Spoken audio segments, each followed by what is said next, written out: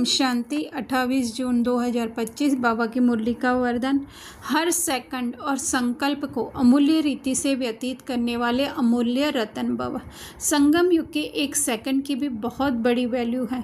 जैसे एक का लाख गुणा बनता है, वैसे यदि एक सेकंड भी व्यर्थ जाता है तो लाख गुणा व्यर्थ जाता है। इसलिए इतना अटेंशन रखो तो अलबेलापन समाप्त हो जाएगा। अभी तो कोई हिसाब लेने वाला नहीं है, लेकिन थोड़े समय के बाद पश्चाताप होगा, क्योंकि इस समय की बहुत वैल्यू है। जो अपने हर सेकंड हर संकल्प को अमूल्य रीति व्यतीत करते हैं वही अमूल्य रतन बनते हैं।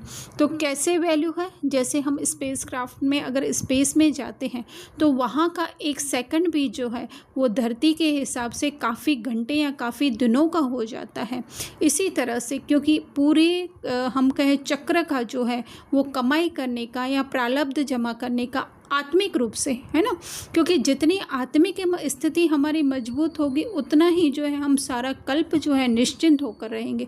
तो वो बनाने का समय, क्योंकि ज्ञान ही अभी है तो आत्मिक स्थिति भी अभी हो सकती है। तो इसके लिए अब कह रहे हैं, ये बाबा कह रहे हैं कि ये अमूल्य समय है।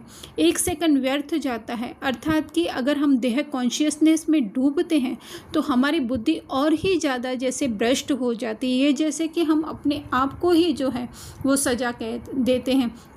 तो बाबा कह रहे हैं अभी कोई हिसाब लेने वाला नहीं है, अर्थात कि फिर भी जो है वो बाबा ज्ञान के आधार से हमको चला रहे हैं, या फिर भी हमारी बुद्धि जो है वो ज्ञान को धारण कर ले, लेकिन आगे चल करके वो बुद्धि में ज्ञान धारण होना भी जो है वो धीरे धीरे बंद हो जाएगा, क्योंकि बुद्धि जो है देह अभिमान में अधिक से अधिक फंसती जाएगी।